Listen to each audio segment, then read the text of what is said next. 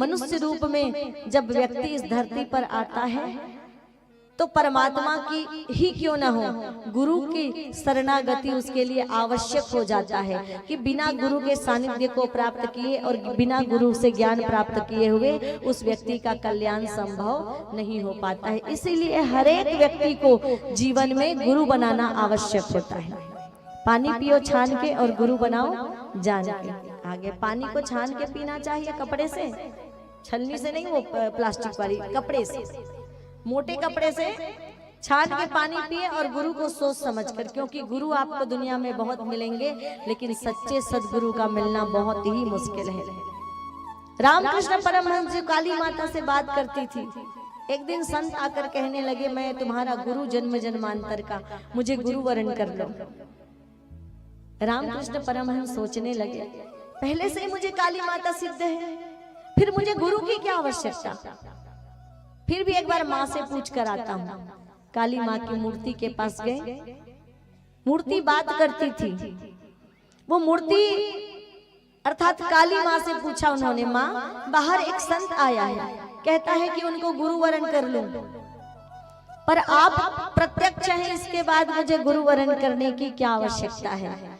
बोले, मैं प्रत्यक्ष हूँ और तुम मेरी बड़ी श्रद्धा से भक्ति करते हो, इसी का परिणाम है कि एक सच्चे सदगुरु तेरे द्वार पर आए हैं तुम्हें शिष्य के रूप में स्वीकार करने के लिए। नहीं तो सच्चे गुरु की तलाश करते करते एक जन्म नहीं कई जन्म गुजर जाता है। देर मत करो रामकृष्ण, जाओ और तुरंत गुरु वरण कर लो। रामकृष्ण को भी काली प्रत्यक्ष होने के बाद में गुरु का सहारा लेना पड़ा। इस संसार रूपी भवसागर को अगर आप पार करना चाहते हैं तो आपको गुरु की शरण में जाना पड़ेगा, क्योंकि गुरु क्या करती है, गुरु हम लोहे जैसे इंसान को स्वयं छूकर, गुरु रूपी पारस हमें मूल्यवान बना देती है, हमें कीमती बना देती है। इसलिए गुरु का सानिध्य बहुत ही आवश्यक है।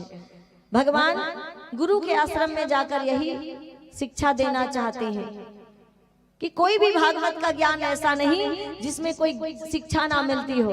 भगवान स्वयं गुरु के आश्रम में रहे, कभी लकड़ी बीनने जाते, कभी आश्रम की बुहारी लगाते, कभी भोजन भी बनाने में मदद करते, कभी जल भर कर लाया करते।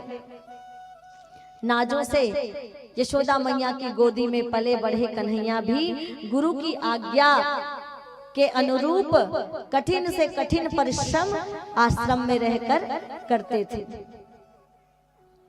कि गुरु क्योंकि सर्वांगीण विकास करना चाहते हैं किसी व्यक्ति का, उनके व्यक्तित्व का परिष्कार, केवल शास्त्रों का ज्ञान नहीं, केवल शस्त्रों का ज्ञान नहीं, एक व्यवहारिक ज्ञान भी एक व्यक्ति के अंदर होना चाहिए। ये प्रयास एक गुरु का होता है।